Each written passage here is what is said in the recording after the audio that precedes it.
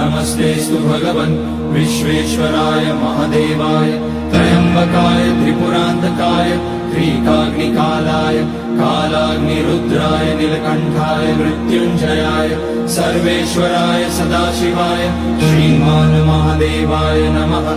ॐ नमः शम्भवाय च मयोभवाय च नमः शङ्कराय च मयस्कराय च नमः शिवाय च शिवतराय च।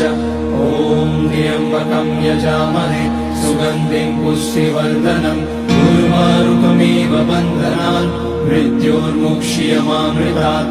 नागेन्द्रहाराय त्रिलोचनाय भस्माकराय महेश्वराय नित्याय शुद्धाय दिगम्बराय तस्मै नकाराय नमः शिवाय।